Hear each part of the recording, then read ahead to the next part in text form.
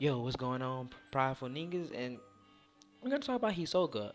Hisoka is a very interesting character because he's a sociopath and a narcissist. And if you don't know who Hisoka is from Hunter x Hunter. Um, this is going to be it's going to be a short video. I just wanted to just talk about Hisoka, how intelligent he really is. The fact that if you haven't watched them, if you only watch anime, you probably don't want to watch this video.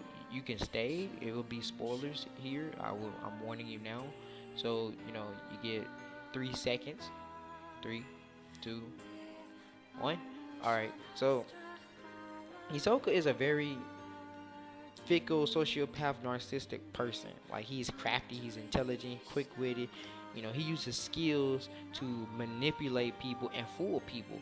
He can get in your head. He can think of strategies and everything, like during combat, like, and pre-combat. He's very good at prepping. Um, the main thing about Hisoka is that he's a master hand-to-hand combatant, and we've seen this. He easily fought his way all the way up to the 200th floor of Heaven's Arena without using his nin at all. Like, that's how cold he is. He's as said to be the third physically strongest of the Phantom Troop. Matter of fact, he was relatively even in power against Kroyo, who's the leader of the Phantom Troop, and they needed Zeno, Zoldyck, and Silva, which is Killua's father and grandfather. They double teamed Kroyo, and Kroyo was, holding his own very fine. Like, he was a problem, and Zeno is the Yang of Netero.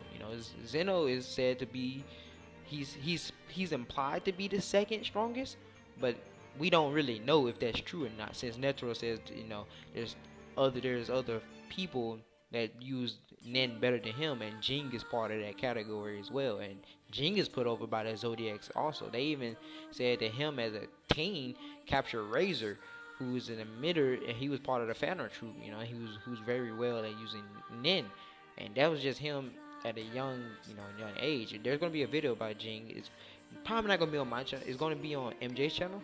That's gonna be like the other um video.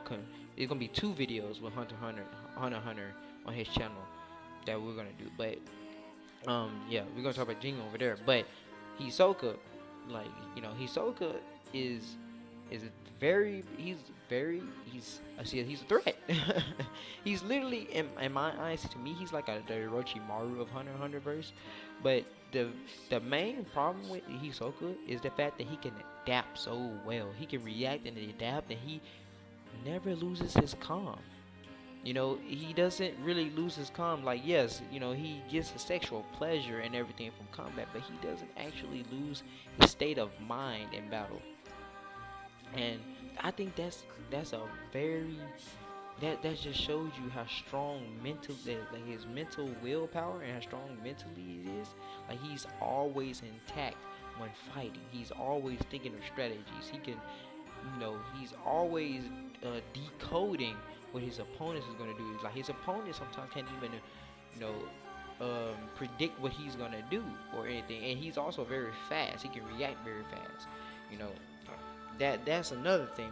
And the way he can alter his aura into, like, the bungee gum, like, he could pull opponents by physical force or by just activating the ability to contract.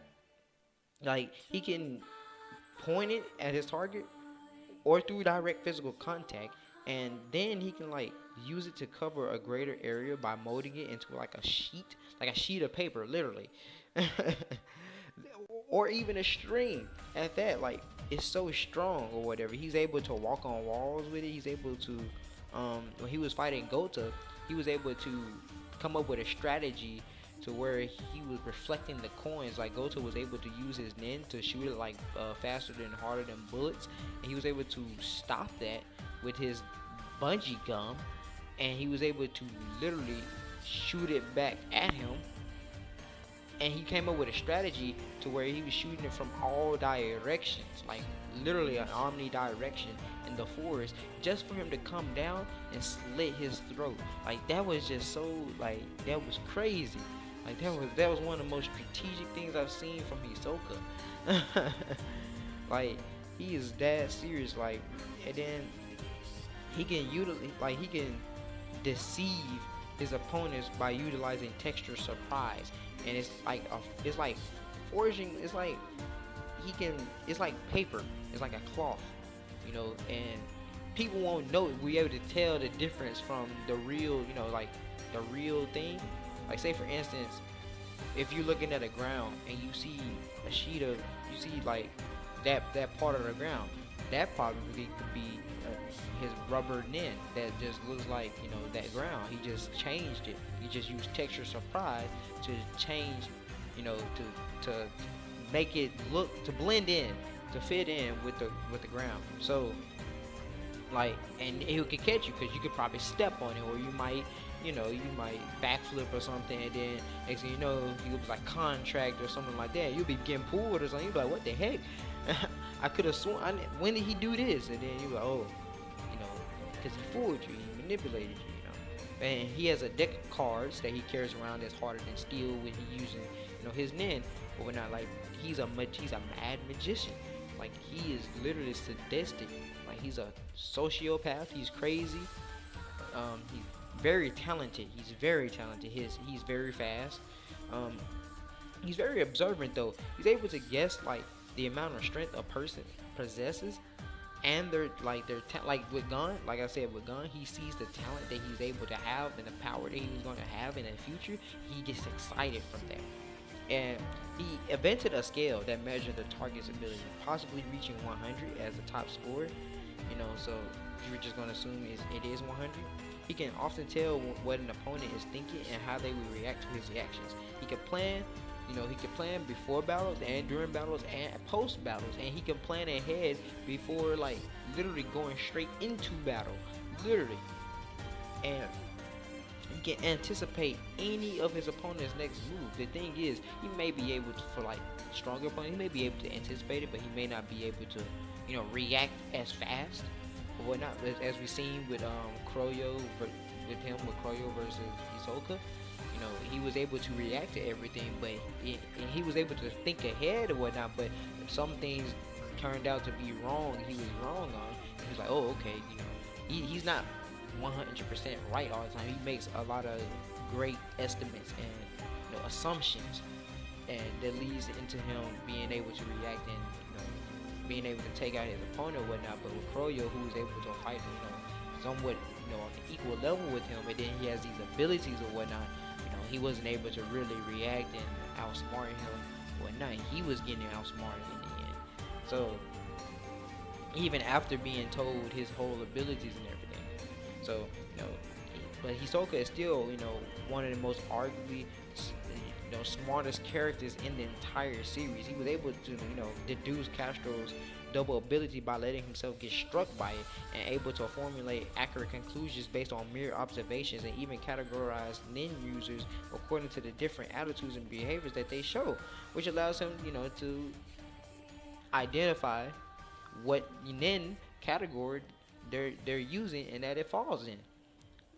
And it just shows. It just like he's able to do this in any method of his battle. It just goes to show that Hisoka, literally, and the fact that he can adapt, like in any situation, he can adapt.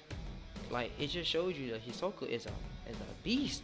If he would have went against the Chimera Ants, he would have got dominated, of course, obliterated.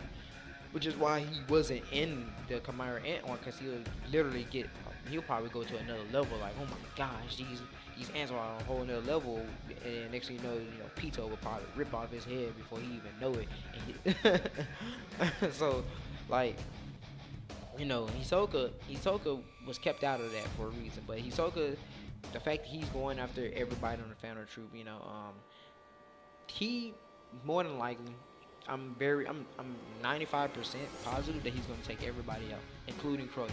I'm very, very positive on that, because his nin is paying back stronger. He's like, he's formulated. He knows everybody's weaknesses and stuff now. He's formulated a whole strategy of taking them out and everything. I think Phaeton and Kroyo is probably going to be his biggest problems. well, Crow is his biggest problem, but Phaeton probably gonna be his second biggest problem. Everyone else, I'm pretty sure he's gonna take out.